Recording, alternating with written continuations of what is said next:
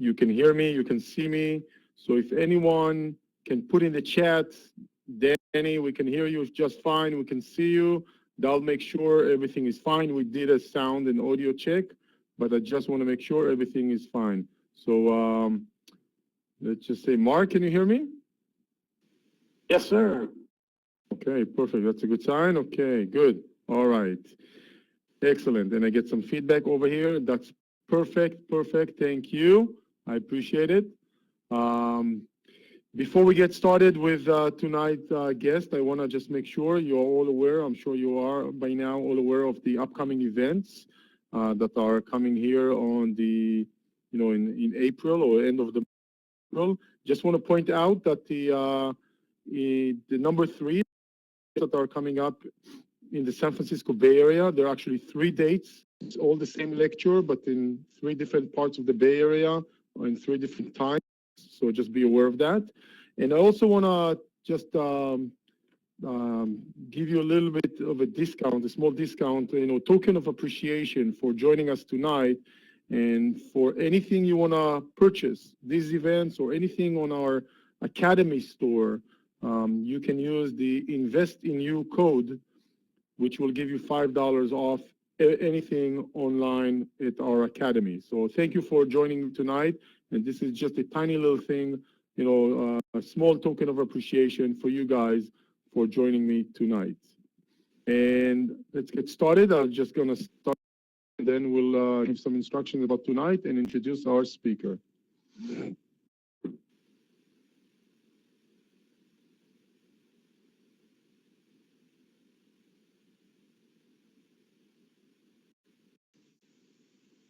Very good. And good evening officially. Thank you for joining tonight. Tonight we have a topic that is always asked about by investors, and I get a lot of questions regarding property management. It's one of the most asked topics in my lectures, and I thought no better way to address it than to bring on board online one of the property managers we work with from the Houston market to address those questions. I'm just going to say this. I have a few questions, and I'm going to start with those questions, addressing them to Mark. And then my goal is really to open up for, for discussion with you guys. So you can type your questions in the chat if that's most comfortable for you, or you can email those questions to us. Any of the emails that you received, the confirmation for tonight's event is good. So whatever works for you, that's fine by us. And if you're more comfortable with emailing your questions, we will just have my email client in front of me, and I'll just read it out loud so Mark can address it. While Mark is speaking, or myself, we won't be able to comment or address, comment or give feedback on anything you're putting in the chat, just because it's a little bit more challenging focus-wise.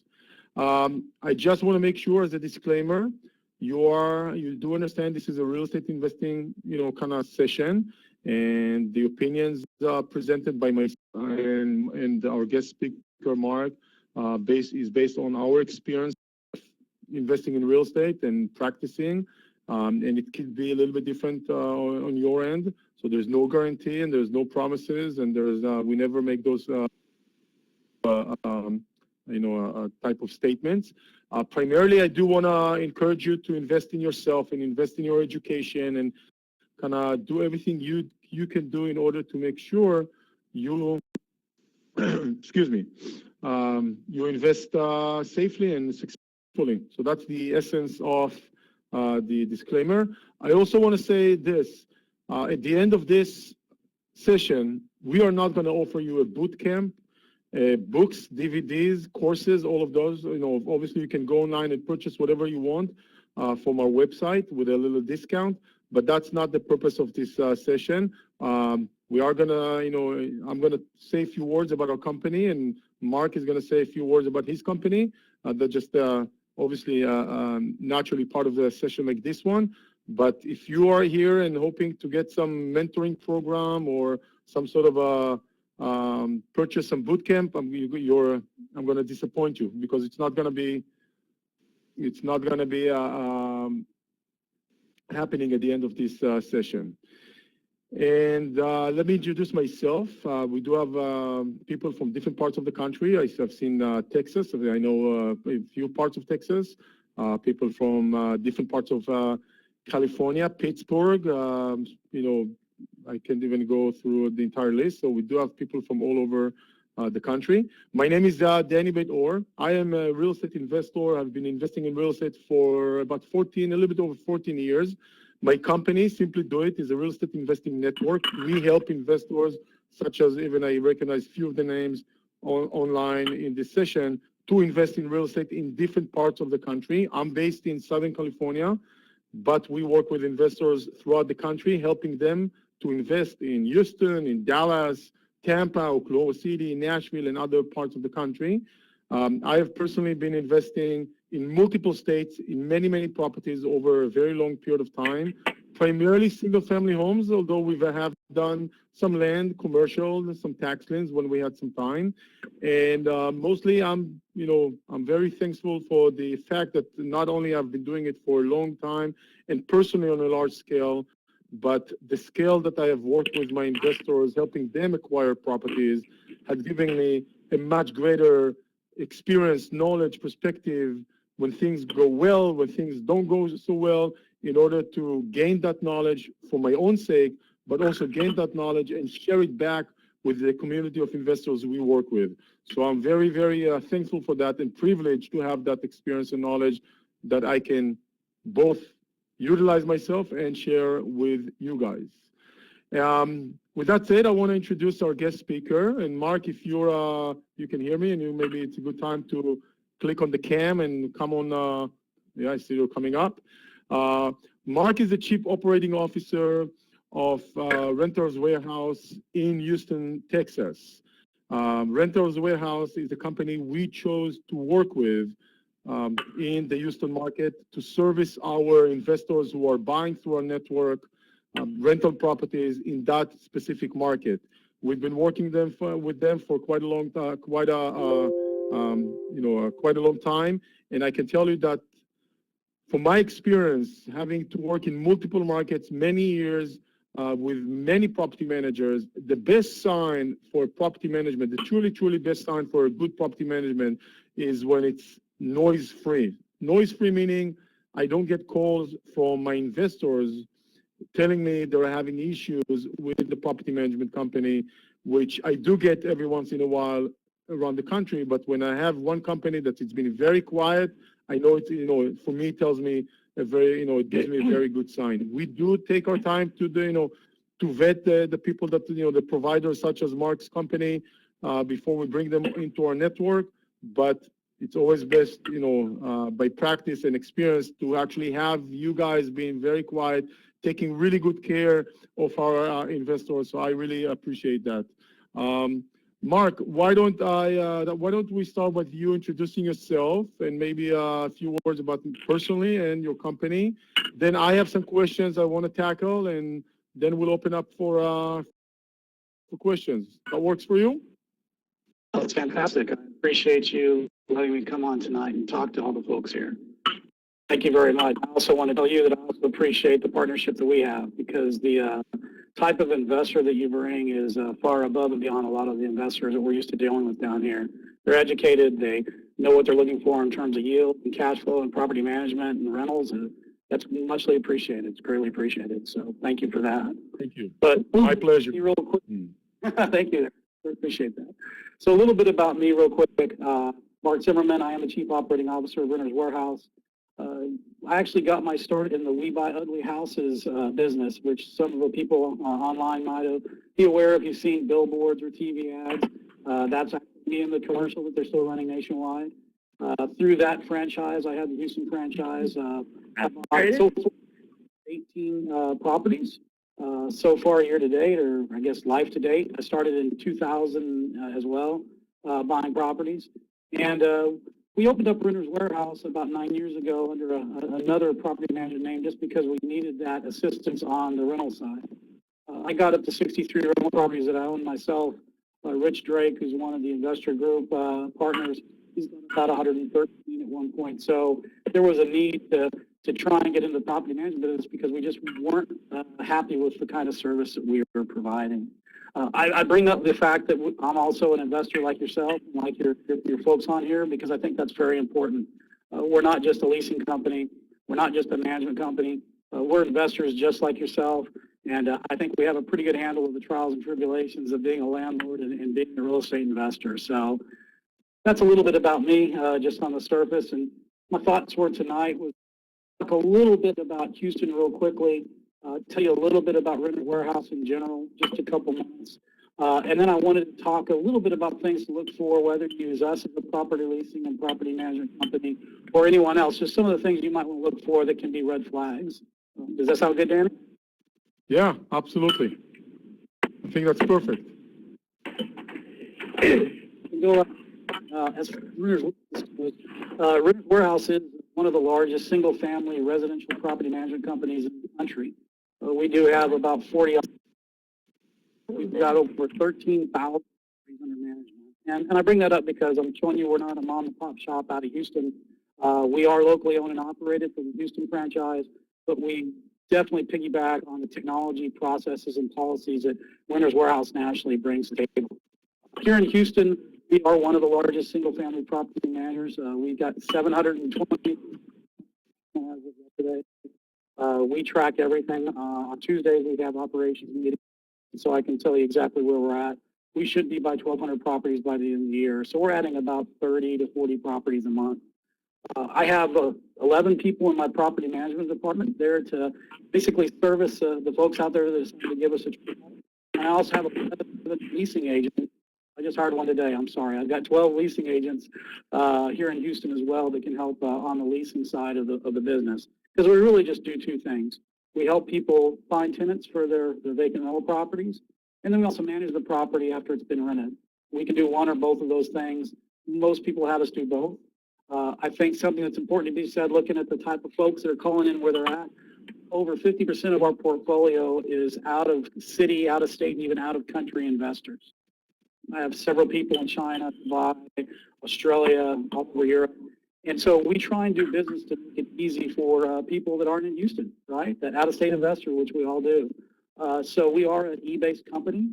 We use 18 different web-based applications to run our business, AppFolio for our property management, for e-signatures and file repositories, Snap Inspect for our inspections and our random inspections and our move-in inspections. So you can see we're very, very focused on providing that online experience for the investor, so that way they don't have to worry about being here and not having somebody taking care of their property, because really at the end of the day, that's why you guys hire us, right? So does that make sense? I wanted to tell you a little bit. I just did we do a monthly seminar here in Houston. 720 folks at our event last Wednesday. I bought 600 pounds of crawfish and I don't know how many thousands of dollars worth of beer. But one of the things that I talked about was what we learned from 2015 in terms of the city itself and also rentals versus sales. I thought I'd share just a little bit of information real quick about the rental market in general, since it's so fresh in my memory, and then also a little bit about Houston real quickly, if that's okay. First of all, believe it or not, home ownership, as you may have heard, is the lowest since 1967. So it is a very strong rental market. It's pretty simple, right? When home ownership goes down, rental demand goes up. It's that simple. So being a landlord right now is a very fun time to be, because there's a strong rental market, not just across the country, but here in Houston. Again, lowest since 1967 home ownership. The Urban Institute, which I draw a lot of my information from, estimates between 2010 and 2030, 59% of new households will rent property and not buy. That is a huge number. So again, if you're focused on taking some of your portfolio and holding on to it, it's a great time to do that. I can tell you in Houston, Houston right now is at 54.6% for households that will rent versus buy. So you can see we're already up there to where that estimate is for the next 20 years here in Houston at 54.6. It's pretty interesting. I think pretty dynamic when you're thinking trying to hold property versus the buy, fix up, and sell. It's all done too. Another interesting thing that I found is 60% of the tenants that we rent to now are millennials, that under 40 crowd. They are growing and they're renting, and they're a lifestyle renter.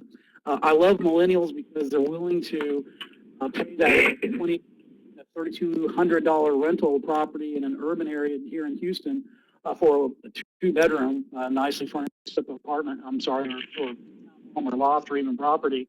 And so there's a great demand there, and those they'll go ahead and rent. And that's kind of what they want. They don't want to be weighed down with home ownership.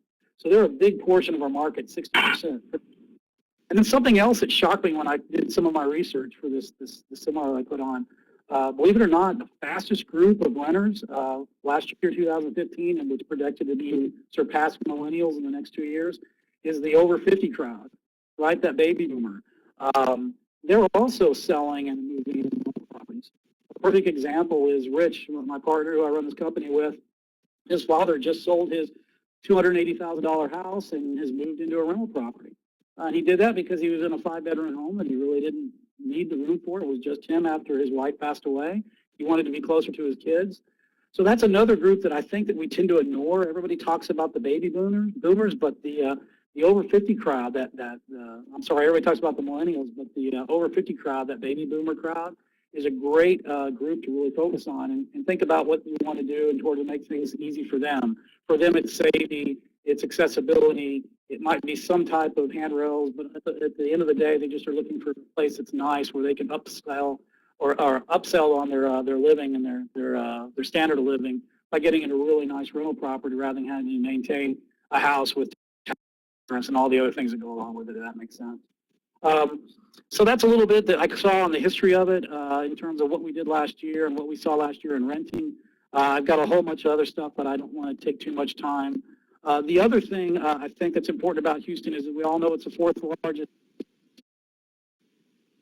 city, probably in the next 3 to 5 years.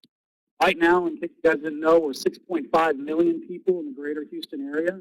So there's a large population here. And what's nice is that out of that population, again, renters are outnumbering homeowners by 54.6% as of last year.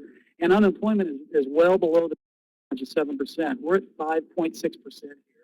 Even with the oil and gas industry kind of taking a little bit of a dive, unemployment is still low. Jobs are still here. And something I told my wife the other night when she asked about how the oil and gas industry having a bit of a dip, how it was going to affect us. As a renter myself, in terms of a landlord owner renting out houses, it's actually good because if people are having a little tougher time and maybe they're not in a position to be able to buy houses right now because of the situation at work and in the oil and gas industry, they still have to live somewhere, right? It means that they're going to want to rent. Another thing driving this really strong rental market. As far as the purchase side, what I like about it is Houston's still a good buy. Right now, Houston is at a 3.1 month supply, which is still pretty tight, but it's starting to loosen up. I remember a couple of years ago, it was at 2.3 months, so we're at 3.1. For those that don't know, 6 month supply is where prices are stable. Below 6 months, then it's a little bit of a seller's market, and above 6 months, it's a little bit of a buyer's market. What's nice here, though, is you can still find deals, as Danny can greatly attest. And our median price here is $189,000, $190,000 for the median price. The average price is about 21. But, 189 median, you can see that there's plenty of opportunity to buy properties at any level and save a lot of money versus buying in another market like a Phoenix or a Miami. The really nice thing that I like about Houston in terms of being a landlord and buying houses specifically to rent out and to keep is that the rents here are averaging typically about 1.1 to 1.3% of value. And that doesn't really apply for $500,000 homes and up, but that does certainly apply for that $250,000 home or that $200,000 home, a 4-bedroom in the suburbs. You're going to get 1.1 to 1.3% rent on that. So what that means is on a $200,000 house, you're looking at $2,100, $2,200. So if you buy it at just a little bit of a discount, you're going to have that yield and that cash flow that we're all looking for. Houston is a great place to purchase property right now for home. It's a strange market where you can still get buys, but also the rental market's very strong.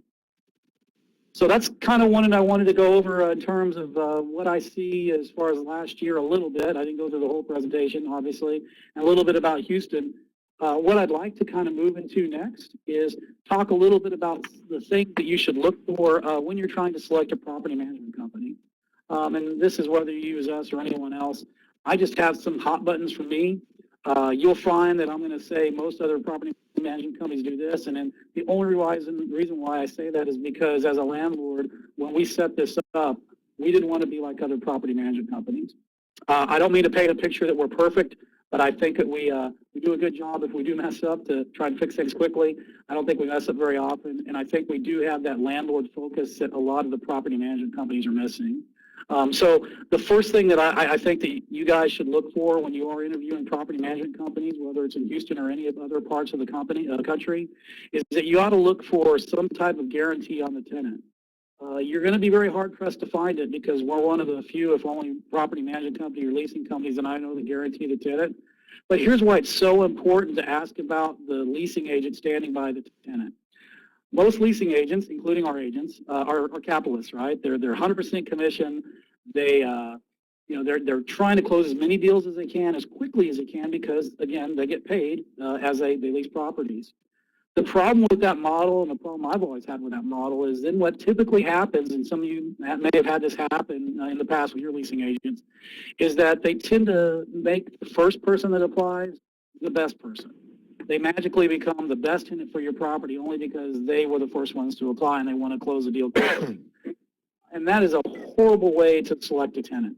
They'll convince you that they're a great tenant. Oh, 2 years ago, there's a story behind it. Well, trust me, there's always a story. So what we do is guarantee our tenant. We do that because I want to make sure we put in the best tenant, and the only way I can do that is to make sure that my agent understands that if they say this is a great tenant, that they're going to have to work for free to find another tenant out there. So it gives protection to the owners, and it's something you should ask for. I don't think it's unreasonable when you talk to leasing agents and you're selecting who you're going to use to say, will you stand by your tenant? With us, we are going to guarantee the tenant anywhere from 6 months if we don't manage the property, all the way to 18 months if it's a 3-year lease that we manage. So you can see we extend the guarantee out. So that's something that I would definitely ask for when you're dealing with a leasing agent in markets. The other thing that I would absolutely look for is whether or not that agent also does buying and selling for people. For me, that's a huge red flag, and here's why. Again, they're going to maximize the amount of money that they're going to be able to make on every deal, and all it takes is one $500,000 sale that they're going to make 3% or $50,000 on in commission, and guess where your $2,000 rental is going to go on their priority list? Way down on the list. So if you're going to align yourself with someone to find you a tenant, I would highly suggest you deal with somebody that just leases properties. With Renters Warehouse, what I did when we implemented this was I told our agents, you will not do buys and you will not do sells. That is not your job. I don't want you to get distracted by some big sale that might happen in 3 or 4 months. I want you to be focused on renting out properties quickly.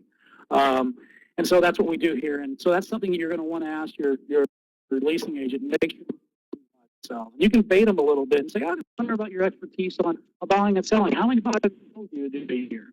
And if they tell you that the majority of their business, they're probably not a good fit because they're not used to leasing and they don't know the ins and outs of leasing property. The other thing that I would look for when you're interviewing a leasing agent, we're talking leasing this time, is if they're only going to advertise your property on MLS or 2 or 3 other websites.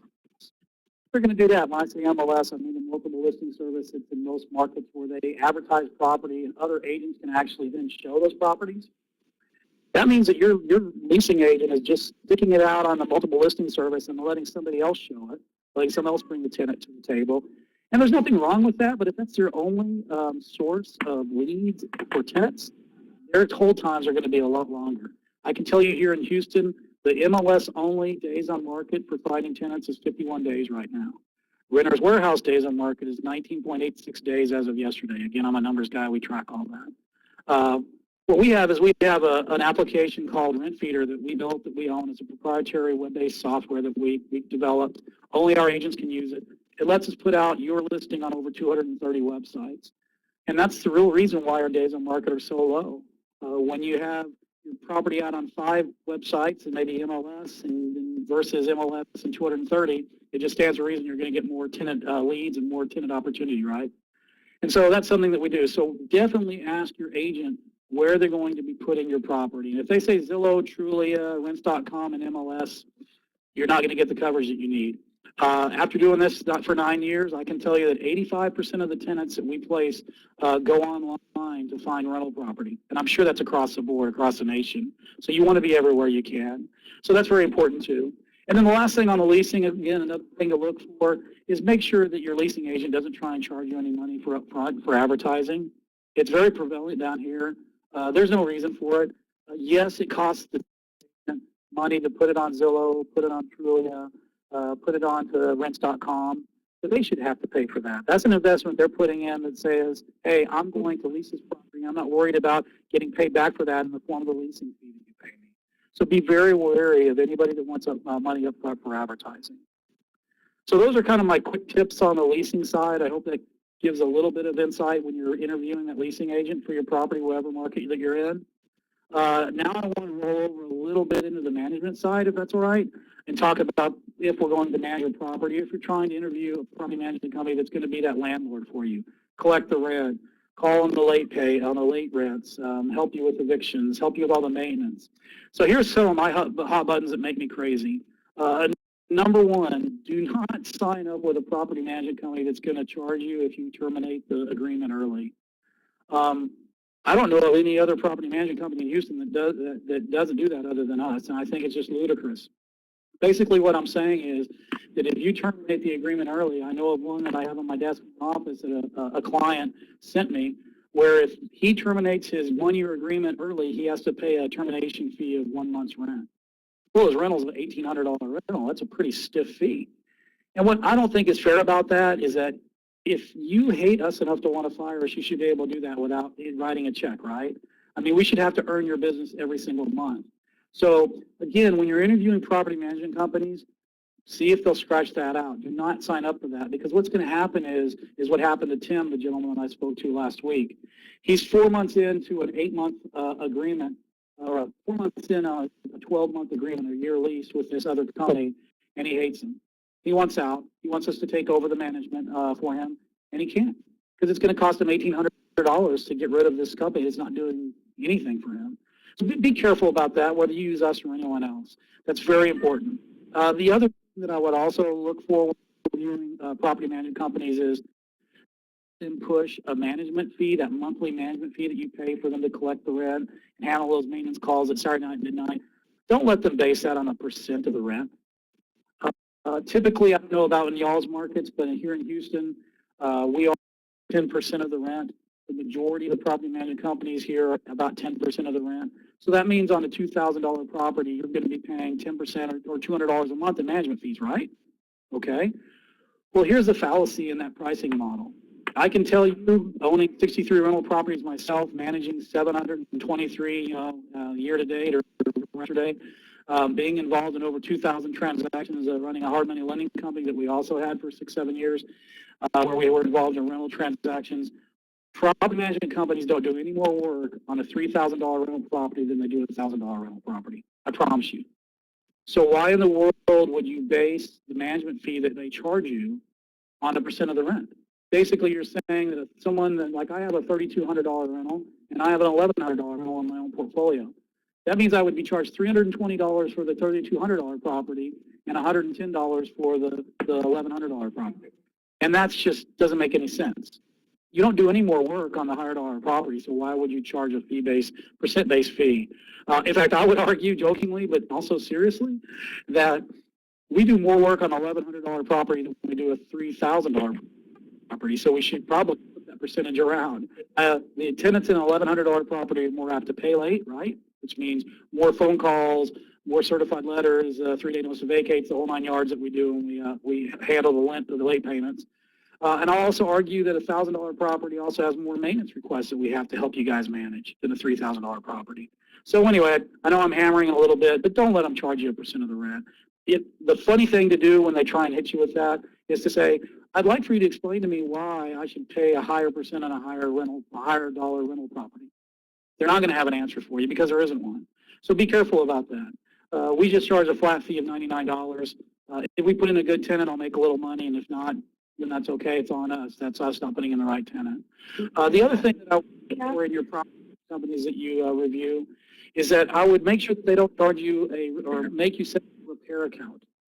Most property management companies are going to have you set up a repair account where you're going to have to keep anywhere from $500 to $1,000 in an account that's supposed to be strictly for repairs that come up, right? It kind of makes sense. They're going to convince you that that's a great idea. But again, here's the problem with that. They're going to be collecting rent in a week, 2 weeks, 3 weeks, or worst case 4 weeks. Why do they need for you to provide a rental account when they can pull it right out of the rent when the rent is paid on the first? Okay, let's say the tenant doesn't pay. It happen. How are we going to pay our contractor? Well, we also have the security deposit, right? So it's a safe bet to not ask you guys to have to cut a check for $120 silly dollars for a toilet repair. When I know in a couple of weeks I could just go ahead and take it out of the rent that gets paid. And that should be every property management company. Here's the behind-the-scenes truth on the repair account situation they want you to set up, and that is, let's do some math. I've got over 700 properties. Let's say that I have a $1,000 repair account requirement for every one of my 700 properties. That's $700,000, right, that I get to keep in an account and guess what, collect interest on. That's not right. So if someone tries to pitch that to you, again, get them to make them understand or ask them to explain to you why that's necessary. With us, we'll just take it out of the rent. If it's a big ticket item like an air conditioner or outside contractor, we'll just take half up front. We confirm, then you pay the other half. It's pretty simple. And then that's the last thing that I kind of gave away right there that I'd like to talk.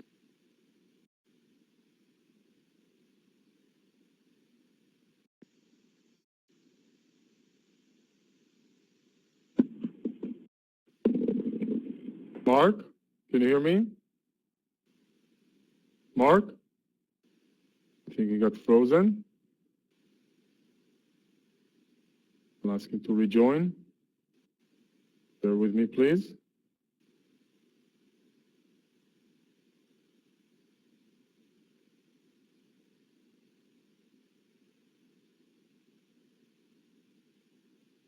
You there? Yes. So I got bounced, guys. I got bounced. Okay. I don't know if you heard me. I've got a good connection, but I am at my house, and I did tell all 5 of my kids to turn off all their wireless devices, so hopefully they're doing that. So Okay. let me turn my camera Yeah. on.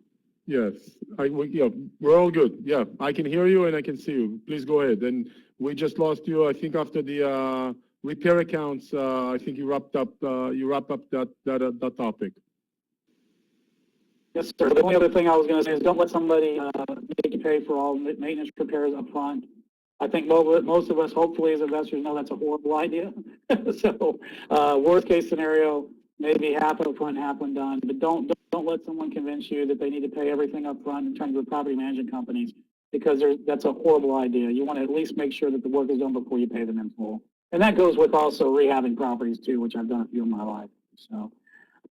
So that's kind of it as far as things to look for on the leasing and management side. I hope that was helpful. A lot of it's common sense, but a lot of it, people just don't know that there's another way of doing things.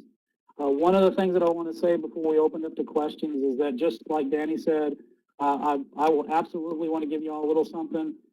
For anybody that signs up, I don't know, let's say in the next 90 days with Renters Warehouse, to let us be your property manager, I'll waive your first month's management fee, which is $99.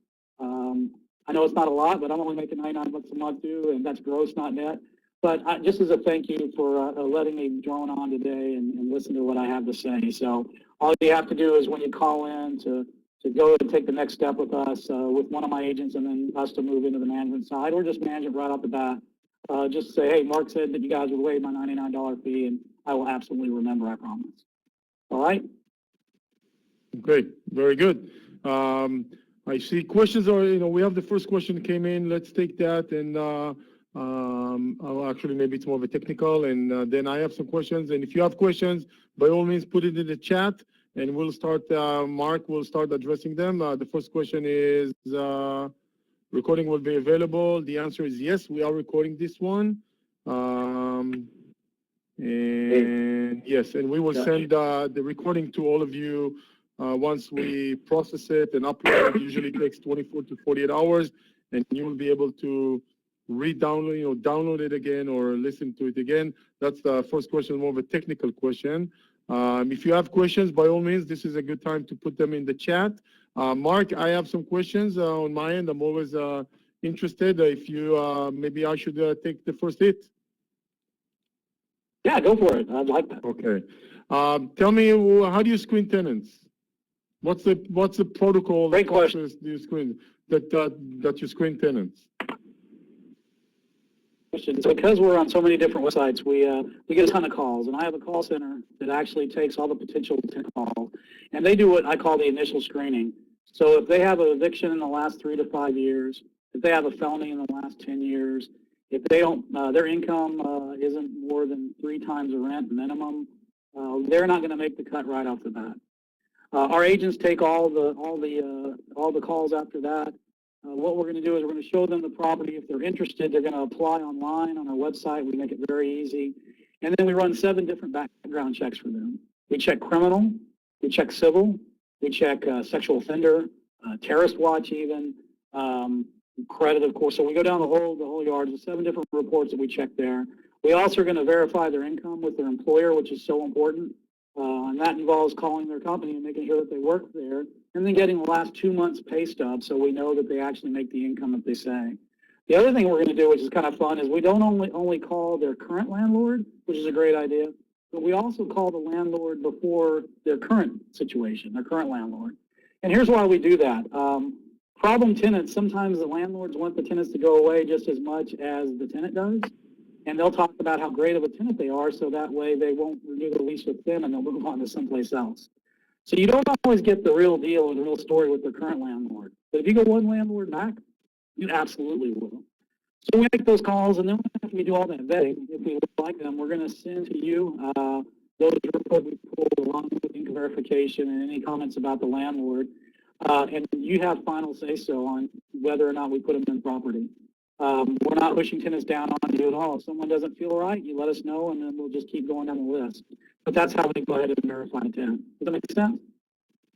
Absolutely.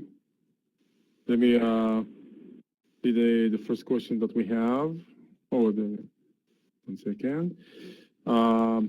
Says Mark, is there a list or menu of services and activities provided by Renters Warehouse? Absolutely. Danny, if you send me all the participants' emails, I can send them a soft copy of our brochure. It lists everything that we do, every fee that we could possibly charge. I'm a really big believer in transparency. So if it's not in our brochure in terms of fees or services, especially on the fee side, you're not going to be charged it. And so I can easily email those out to everybody that would like to have some information about it. Okay, I apologize. I have some mosquito is attacking me over here. Okay, next question. I have a few more.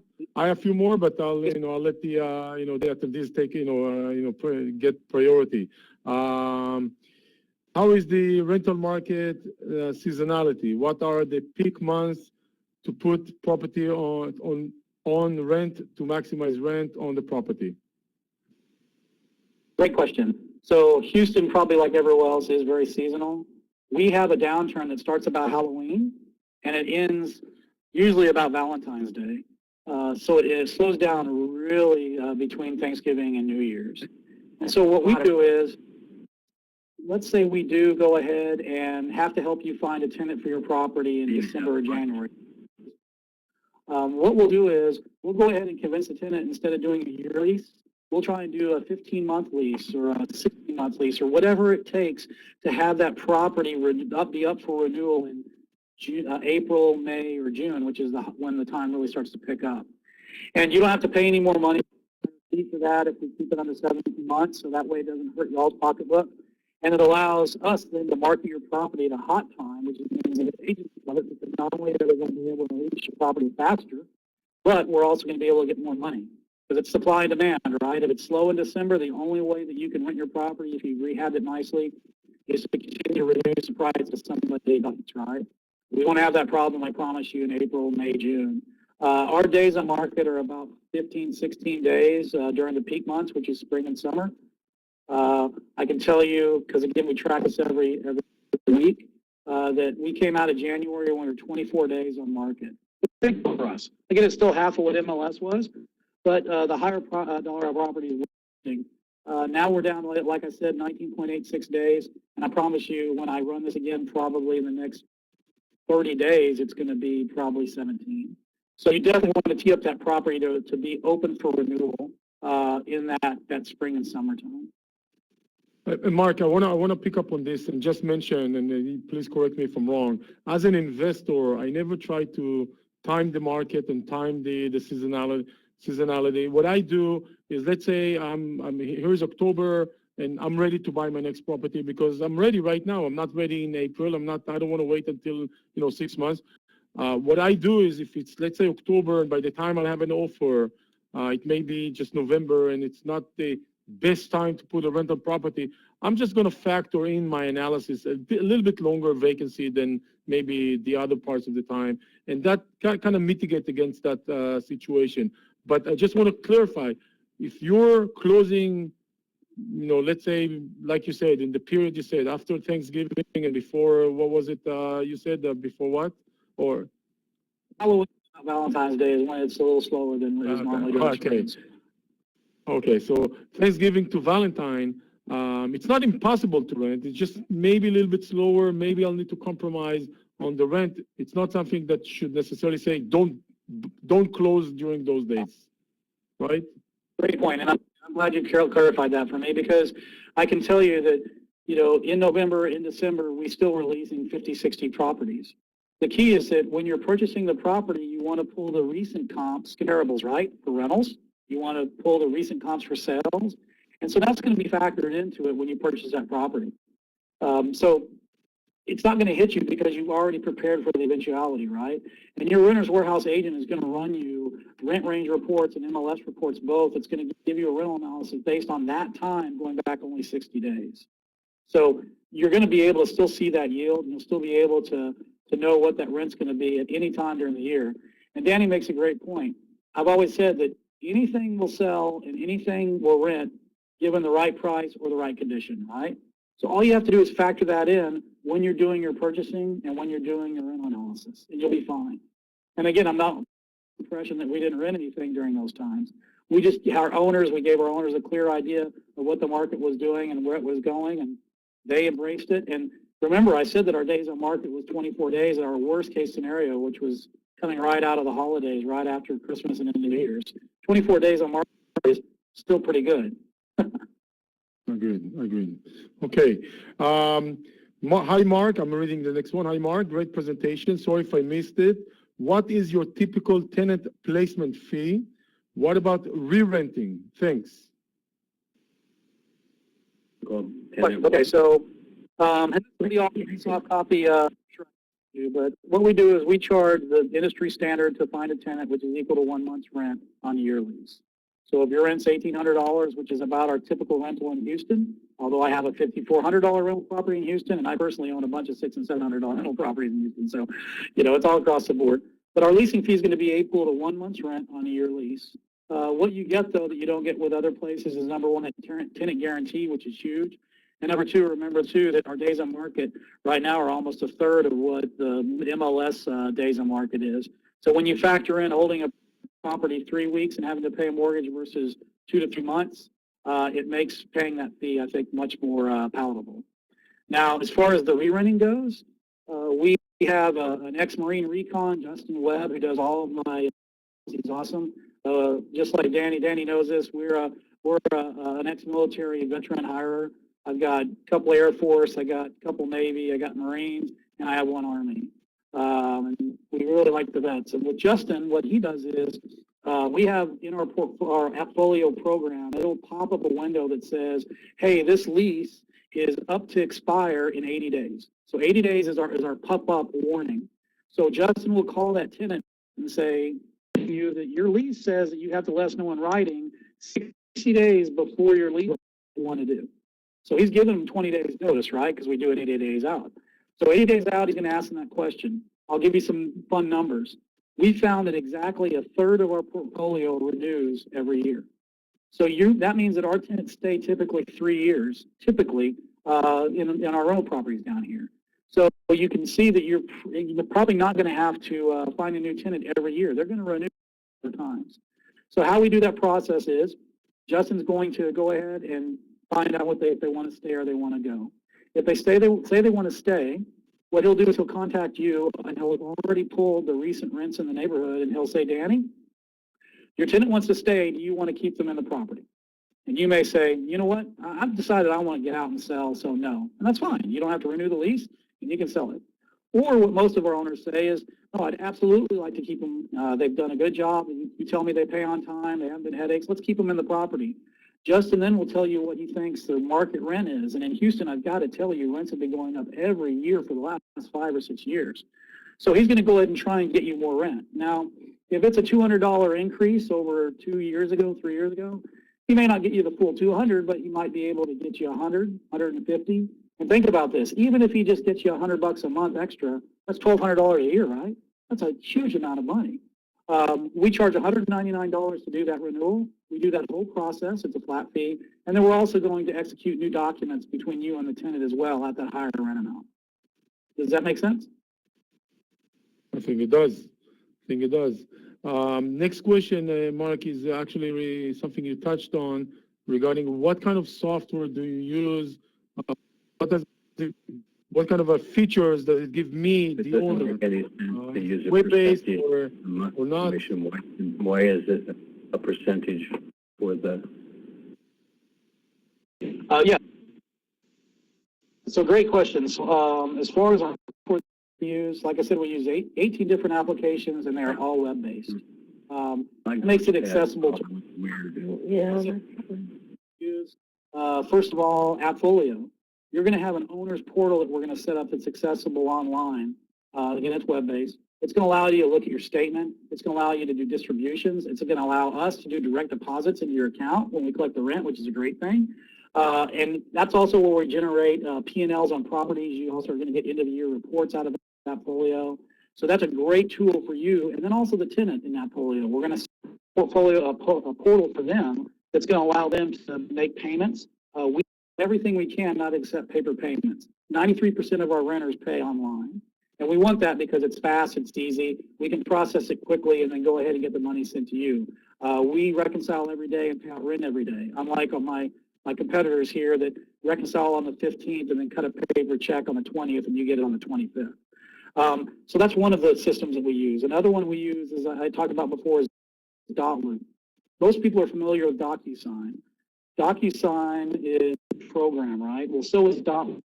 The difference is that Dotloop also retains all those signed documents in a folder on the web as well. So that's where our repository is, where we upload everything is into Dotloop. So everything is saved online and of course backed up.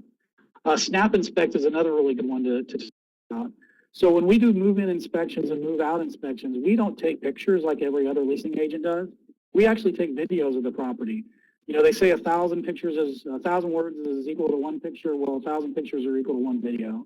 And when you're overseas or you're in California or wherever you may be, it's so much better to be able to watch a 25-minute move-in inspection video of your property than just looking at a bunch of pictures that don't really tell a story.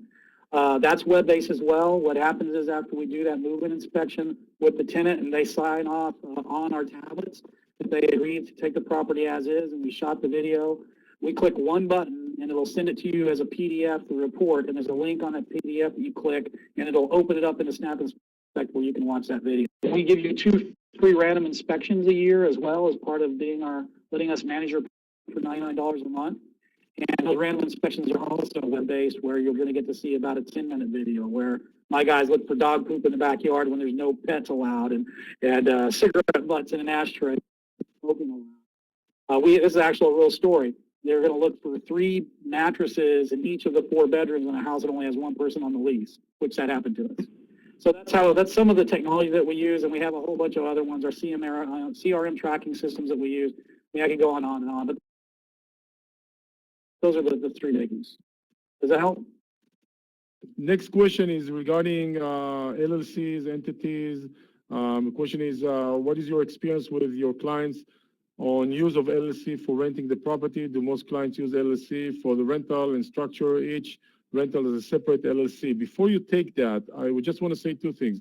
First of all, you don't have to take this. This is a little bit of a, kind of borderline legal, related question. Second thing is we are holding a webinar exactly to tackle that point. I don't remember myself, to LLC or not to LLC on the 28th And I'm going to tackle this question because this is my number one asked question ever, is it to LLC or not to LLC? So I'm going to dive into that aspect on the 28th, but if you want to address it from your experience and you feel comfortable doing it, by all means, please go ahead. Or you tell me skip. Well, again, It's up to you. what I will say is that, I said personally own 63 rental properties, and they're all in LPs. It's, an LLC with the general partner is the LP, the back way, the other way around. I've heard tell that it's better to have just a few in each one, but I'm sure Danny's going to hit that. But I own all my rental properties in LLC. I would say that only about 25% of our owners, though, have them in LLCs, not because it's a bad idea or a good idea, but most of our owners are people that transferred overseas for 3 or 4 years and they don't want to sell their property, right? So they don't even think about doing that. But I'm sure that in the webinar on the go into great detail about the pros and cons of it. But I can tell you that every one of the ones that I own are in LLCs. So. Thank you. I appreciate it, and I will go into details about this question on the 28th, of course. Next question is, what is the average length of stay for your tenants? Do you typically try for multiple year leases? Yes, absolutely. We actually have an award that we give our agents internally for those that book the most multi-year tenants, or both multi-year leases, I should say. I don't make as much money if we book a 3-year lease versus if we just did 3 tenants over a 3-year period with 3 new leasing fees, right? But on the other hand, having that multi-year lease is so important as an owner and as a landlord. You don't have to do, on a 3-year lease versus a 1-year lease that doesn't renew, you don't have to do now 3 make-readies that might cost you $2,000, $3,000, $4,000. You don't have to worry about the property being vacant for 2 weeks, 3 weeks, 4 weeks, however long it takes to rent. There's so many things. You don't have to pay a new leasing fee, right? There's lots of reasons to go with multi-year leases. We try and push them. You certainly don't want to only say you'll take a 3-year lease, because then you're of tenants that are going to be interested in your property. And remember that one factor that I gave you earlier, which was, I can tell you from experience that a third of our portfolio renews every year. So that means that even if you don't have a 3-year lease in place, there's a good chance that 1-year tenant's going to stay another 2 years. Does that make sense? But I would absolutely get them into it if you can, into a multi-year lease, and we'll try and do that. Okay. Someone is asking if you're familiar with the Southern California rental market. Is it very different from Houston? I am absolutely not. Like I said, I personally have bought and sold 418 houses so far. I'm sitting in my 418th house, the first one I ever moved into, which is interesting. But they've all been in Houston. I've bought a couple in Atlanta, a couple in Kansas City, back when the market was really low and you could pick them up for 20, 30 grand. But nothing about California. I have to defer to the gentleman in the webcam there in the red shirt. Which knows nothing about the local rental market, because I know Houston, I know Dallas, Tampa, Nashville. Sure. I know nothing about this one. So don't ask me about rental markets in Southern California, although I live here. I love living here, but that's not where I invest. I invest where my money works, not where my money, is kind of, I don't know, not so, ROI is lower. Someone is asking if you can repeat where you recommend to advertise for tenants. What advertising platform? You mentioned that, but if you can repeat them again, that'll be terrific. Well, unfortunately, the place that I think is best to advertise is our proprietary web-based syndication tool that's only available to Renters Warehouse agents, and that's RentFeeder, right? That's how we get you out on those 230 websites. However, I can tell you our big drivers.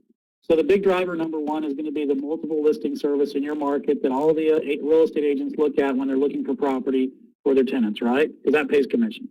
The second place is going to be the workhorses that I think everybody knows, like Zillow, like Trulia. Rents.com is huge, rentals.com is huge. And then it starts to kind of fade off from there. Craigslist is a place where people completely ignore. Believe it or not, that nationally, Renters Warehouse nationally, 60% of our tenants come from Craigslist. And most leasing agents completely ignore Craigslist. And it's a huge, huge place to find tenants. We have a Craigslist, part of the RentFeeder syndication tool that we built it also updates automatically Craigslist every other day. So the agents love it, because that's the one thing about Craigslist, if you know anything about it, is that you want to be able to refresh that every other day as quickly as it let you, because you don't want to be pushed down on that Craigslist. You always want to stay at the top. And the only way you stay at the top is to renew that ad for your property. And we do that every other day automatically through our tool.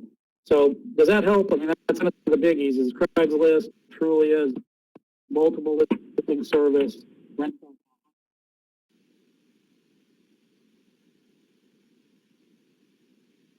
Okay, we may have lost you again. I hope not. And if we did, that we'll wait for a minute and hope you rejoin us quickly.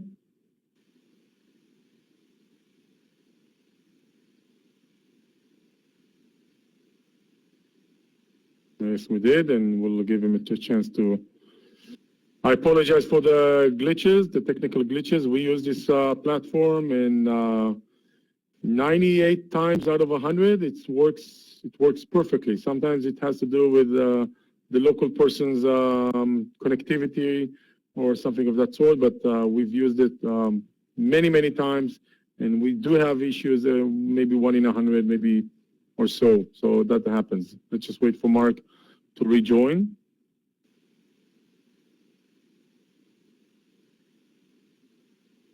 And if there are questions that I can address in the meanwhile, I'll be happy to. Let me just go through the.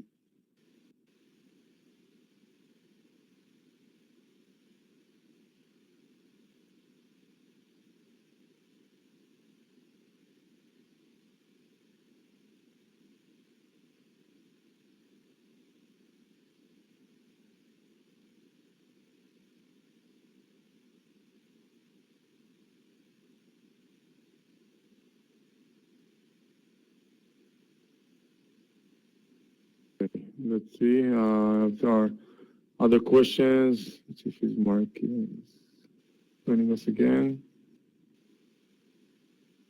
Maybe it's the late hour in Texas. They dropped the internet down. What are the minimal ways? I think I hear him. Mark, are you back online?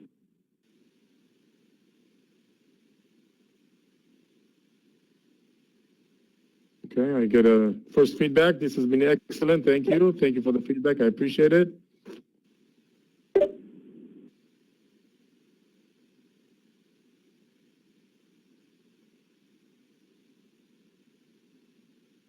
Okay, so there's questions here that I'd like to tackle in the meanwhile while Mark is trying to join us again. I'm not sure what happened. One question is, how's the Houston rental market in comparison to Dallas and Austin? Mark, I think, is more focused on the Houston market. We at Simply Do It, we operate in Houston, Dallas, Nashville, Oklahoma City, and Tampa, not in Austin, so I can't really compare those two. I can tell you that the way I see the Dallas and the Houston markets are very similar. We used to get a little bit better rent in Houston over Dallas, so that means maybe a fraction of a percent higher in Houston versus in Dallas. But in the past year or so, it has kind of leveled out, so it's a very similar purchase price rent ratio. In terms of more specifics, when you talk about the general market like Houston and Dallas, it's very hard to compare because obviously there are sub-segments of those markets, sub-segments of those markets. And Mark is sending me a message here. Hang on one second.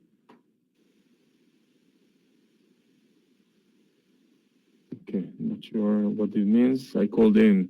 Let me see if I can somehow, maybe, Mark? Mark? Can you hear me, Mark? I tried to give you permission.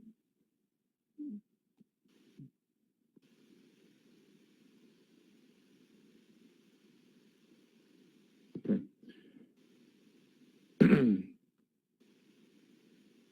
So it's a little bit difficult to compare specific two markets in general, as they are, we have sub-markets. Generally speaking, a lot of similarities. It's both of them, Dallas and Houston, are big metros. More specifically, it's something I've learned over the years, not to ask about the general Dallas or the general Houston, but the sub-segments. Some parts of Houston, I know for a fact, are renting faster. There's higher demand for rentals than others. Some parts are a little bit slower in the same period of time, and those things do change over time. So I would say, when you ask that question in the future, say, maybe not necessarily compare the two, but more specifically within Dallas, this part of Dallas, let's say the Fort Worth area or South Fort Worth area, how's the rental market in that part of the country, or that part of the metro, or some other parts of the Houston metro? The next question is, Mark, can you hear me? Okay, not sure what happened. The next question is, do you know of any guide to help find competent property managers? And this is a very, very good question. I can tell you that we vet a lot of property managers before we bring someone on. We bring someone on to work, like Mark's company, to work with us. I've been doing it. I've been vetting property managers for, God, I don't know, probably a decade now, maybe just about. That means I've used many, I've worked with many, I've learned. When someone, from my experience, talks to a property manager and just interview them, I can quickly tell if they know what they're doing, or if they're in line with other, property management processes and methods around the country. Very quickly, I can tell someone who's not competent, and I wouldn't even, bother using them. If you want to kind of know what the secret sauce, that's a little bit, challenging, because there's no specific recipe. It's a daunting process. I talk to many property managers in one market before I choose the one that I think will service our investors, in the best way. Do you offer market research reports on those individual cities and suburbs in the cities you operate? We don't have a specific market research because things do change, but we keep very close tabs. We do have general information, but we do keep close tabs with our local teams to know what's going on in their markets, rent-wise, price-wise. So there's a very dynamic, markets. They don't change overnight, but they are changes. I can tell you that, for example, in the areas we like to buy in Tampa right now, we're having a hard time finding good properties that fit the price, that fit the rent, that fit the quality of the property, the quality of the area, and that has not been the case about 6 months ago. So that's just to show you those things do change. If Mark can hear me, just jump in. If not, I'll continue taking questions here. Okay, so Mark, I know you can hear me, but I don't know what to tell you. If there's a way for you to reconnect, like before, that'll be terrific. I'm going to take a shower. What was your question? What is an incentive for a property manager to keep raising rents if they're not going to get a commission on the increased rent? So there's a question that I hear, for some reason I can hear someone speaking, and it says, what is the incentive for the property manager to keep increasing rent? And I'm just going to say, from my experience, I wish Mark was, I think Mark is, texting me saying he's trying to log back in, but I will tell you that we all tend to think that the property managers are not doing their job, and they're not pleased with, they're trying to cut corners and all of those things. And I think it's, from my experience, I've worked with over 45 property managers in my career of over 10 years. I've never met the cheaters. I've never met the, the crooks. I know those stories are out there. I've seen some of those stories, but luckily, I guess we do a very good, thorough due diligence in order to make sure we're bringing quality people to work with us.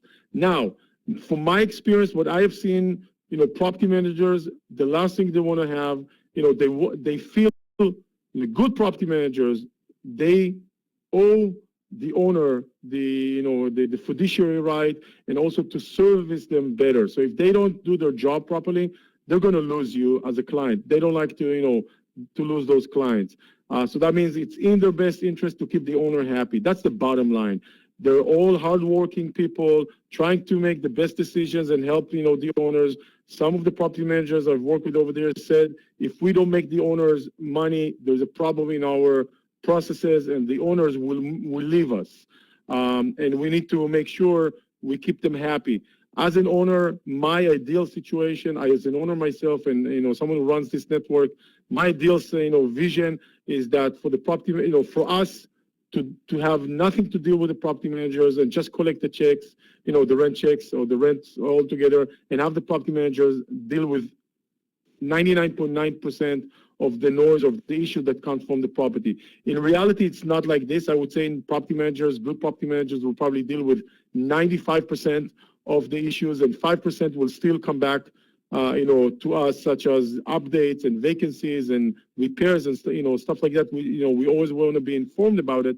But the property managers, what I have seen, want quiet from the owners. They don't want you to call them.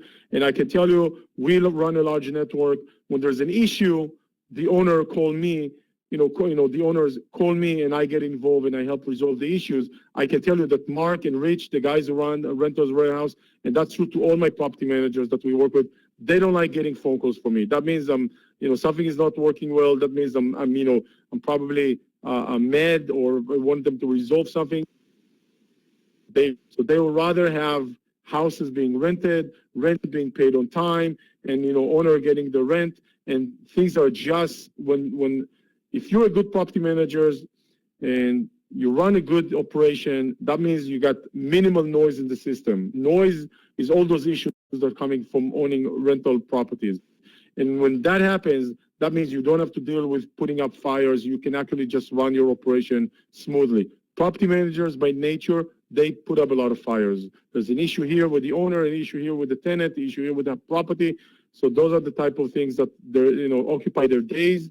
But they really, from knowledge, I can tell you, really want to have rent coming in, owner happy, and move on. And if whenever it's possible to increase the rent, go ahead and increase the rent. They'll make their client, their owner, happier. So that's their incentive, even if it's not a percent. Let me see if there are other questions.